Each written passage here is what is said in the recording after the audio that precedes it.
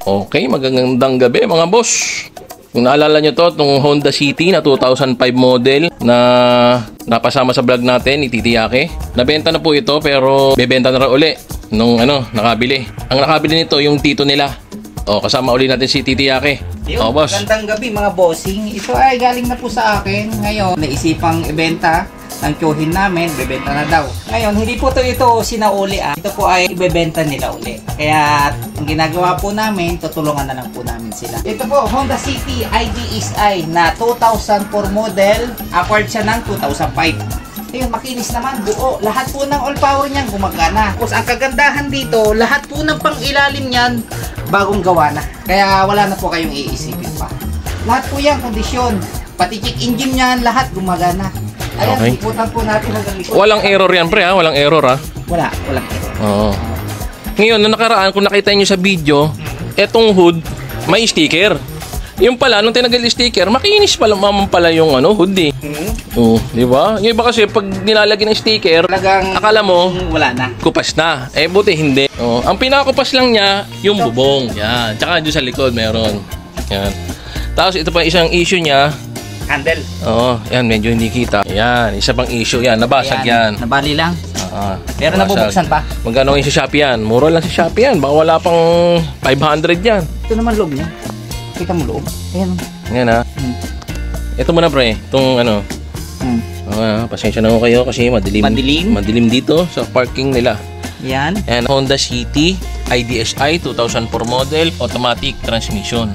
Yan, malinis. Bango ang loob. Yan ha. Panggabi. Panggabing vlogger. Kahit gabi. Okay, expired pala to mga boss.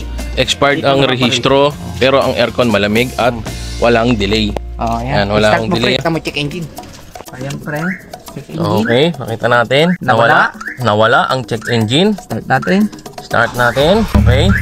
Nawala. Nawala lahat ng mga ilaw. Siyempre, natira yung pintuan po yan. Yan nasa kaliwa. Kasi bukas yung isang pinto. Tapos, handbrake.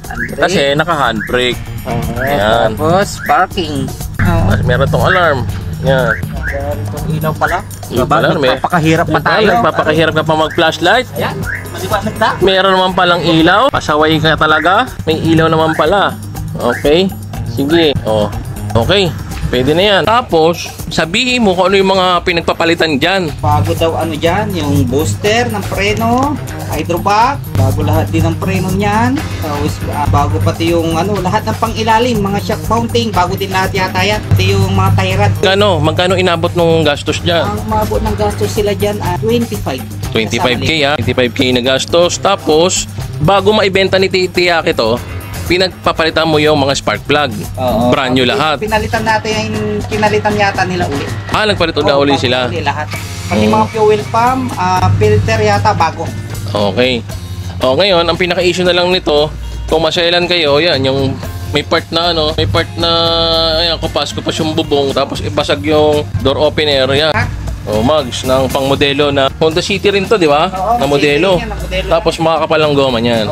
Pag interested kayo, number ko. Call na lang. Nasa screen lang ha. Anong gagawin nila? Call. Tawag agad para masaya.